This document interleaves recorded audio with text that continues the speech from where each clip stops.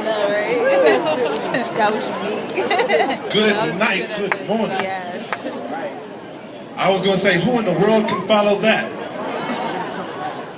But I am so grateful that we do have one who has come. He has just left. He's coming back from the rally in Sanford, Florida. He is a great leader of this nation, a great voice for this nation and for this world. You can hear him on 1450 WOL, and he has been a blessing for generations, and we are so grateful to have him here with us today. I need you all to make some noise. This is a general who's come to be with us today. We've got Brother Joe Madison. Come on, make some noise, Brother Joe Madison, as he shares with us today. Trayvon Martin. I am Trayvon Martin. This day is the same day in Florida. It was raining. 17-year-old young boy puts his hoodie on to protect his head from the rain, the way that many of you have done today. I've come by to do a couple of things. Just call me today the bus driver, because I'm going to take you to school for just a couple of minutes. Number one, when Trayvon's body was in that morgue for 3 days, 3 days in a small town that I just came from. That town is no bigger than from the White House to the Capitol. 3 days unidentified. And his father looked for him for 3 days. I'm going to take you to school. They did a blood test on Trayvon's body and not a blood test on the man who shot him. They didn't bother to find out if he had taken alcohol or drugs. And not only did they let him go, but they gave him his gun back. We are talking about evidence over the last 20 plus days that has grown cold. Evidence. He may have gotten rid of the gun. He no longer has the gunpowder residue on his hands. He may not even have the same clothes he wore with the blood of Trayvon on him. This is what happened. Can you imagine in the state of Florida where they have a law that if you even think that you're threatening to me, I can pull out a gun and shoot him? Now, what do you think would have happened if Trayvon would have felt threatened and he would have shot Zimmerman and Zimmerman would have been in the morgue? Then you know that young 17-year-old black kid would be in jail this day. That's what's going on. And don't think that this is just some 21st century phenomenon. I'm going to take you to school. They've been killing black men since black men landed on this land. They've been lynching us. They've been killing us. This is nothing but a modern-day 21st century Emmett Till. And don't let anybody think it isn't. They drug us behind cars until we were decapitated. They've done all kinds of things to us. So this isn't just about today. Monday morning, I got word for Geraldo.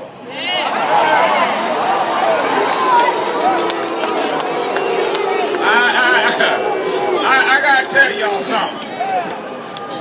If nothing else, I just came by to tell you everybody ain't an old fool. To sit up here and talk about the fact, first of all, to tell black parents and Hispanic parents what we ought to do and how we ought to talk to our own children is absolutely absurd. And then to suggest that you got to get rid of your hoodie. Tell Belichick of the New England Patriots, get rid of his hoodie. He wears it every NFL football season. Do you know, Zimmerman, I just came back from Florida. Hell, he would have shot Mickey Mouse if he'd have had a hoodie. He's suspicious looking. He's black. Got big ears. But finally, I want to say to Newt Gingrich, I want to say to Santorum, don't you ever go anywhere and tell this country that we don't have a culture of marriage in our community. Don't ever go anywhere and say that we don't have role models in our community. You should be here now. Role models, mothers, fathers, with their children who love each other. Why are we protesting? Because we love Trayvon. Because he hurts, we hurt. His mama hurts, we hurt. His daddy hurts, we hurt. So Geraldo, on April 10th, put this in your tweets. April 10th, the grand jury meets to convene in Sanford, Florida. Now, we don't know who's going to be on that jury. We don't know where they're going to come from. And we don't know what decision they're going to come up with. But I am calling on this day that April 10th be National Hoodie Day. April 10th is National Hoodie Day. April 10th, National Hoodie Day. Hell, I want the president to wear a hoodie.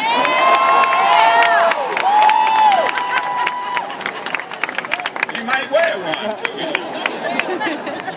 April 10th, because that collective action will say to the world that we want justice from that grand jury.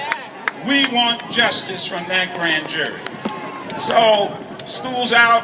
I've stopped the bus. Y'all can get off. I just want to say to the young ladies who've done this, I swear I've never known the power of tweeting. I don't know a damn thing about none of that stuff. Facebook and all that kind of stuff. All these friends I got on Facebook, never met them, don't want them.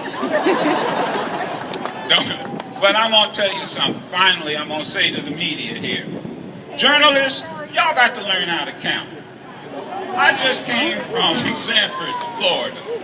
I can tell you, they had to be 30,000 people there. So the first report I heard said there were 8,000.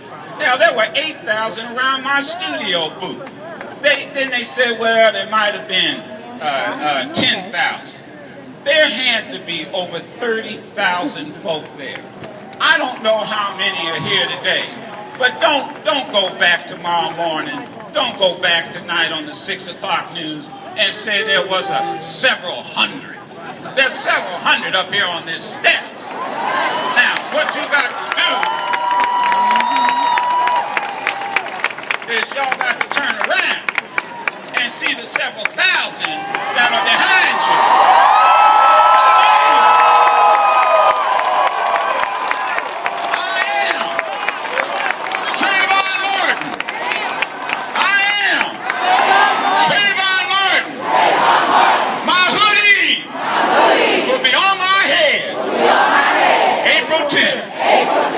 Bless you. Ladies and gentlemen, Joe Madison, come on, give it up.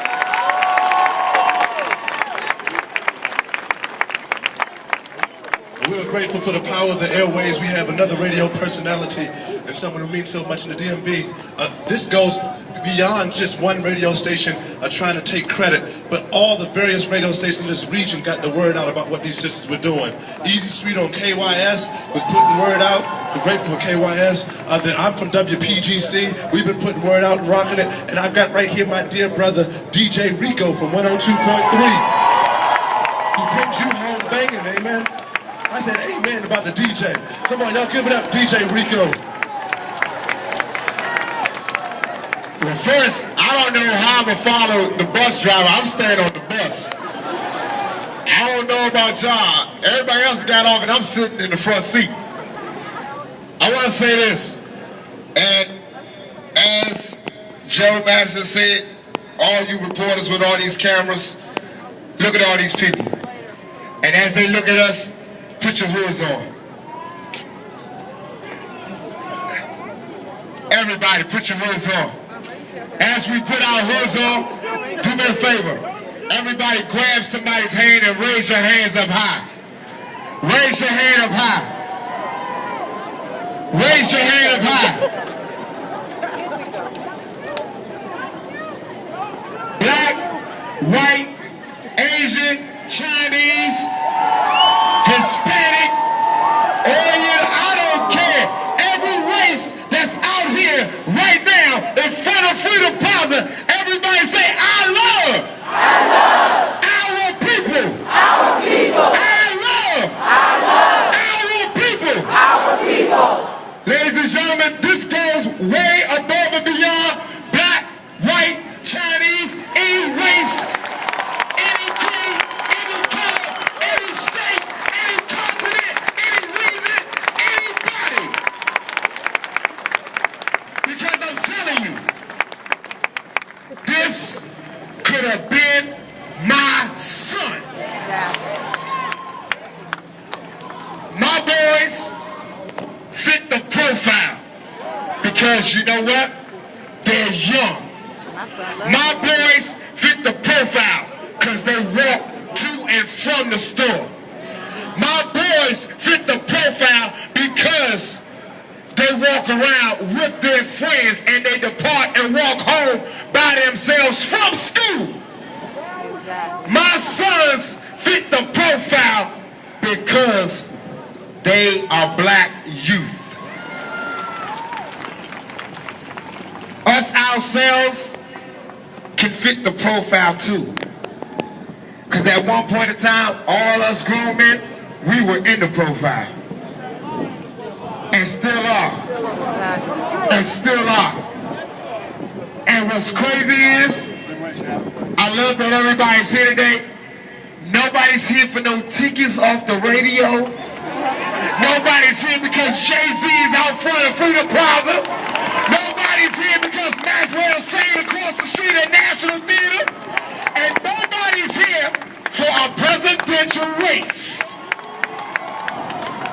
But I tell you what, one thing that the news media better recognize, because a lot of others have, if you don't sit up and help us pursue this, if you let this fall to the wayside on Monday morning, shame on you.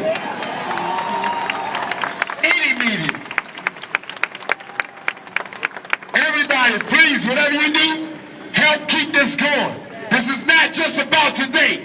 It's not about tomorrow. It's not about next week. It's not just about April 10th. Get this going and make it happen. Can everybody say, I am? I am. Trayvon Martin. Trayvon Martin. I am. Trayvon Martin. Trayvon Martin. Thank y'all. God bless y'all, man.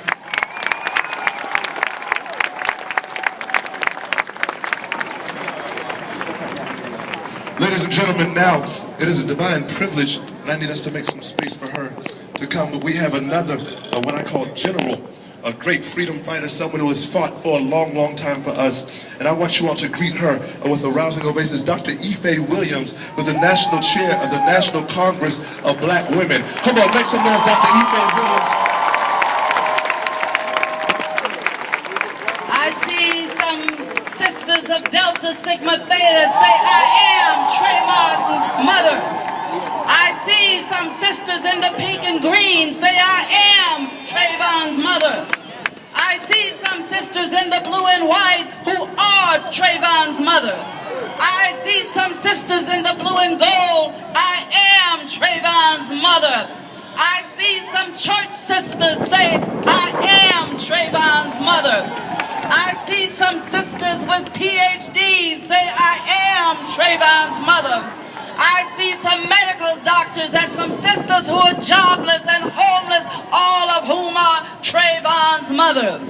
One of the things that Brother Dick Gregory has taught us is that people will do to us whatever we tolerate. We ain't taking it no more. We are Trayvon's mother. Sometimes people tell us that we can't do things. We've heard that Mr. Zimmer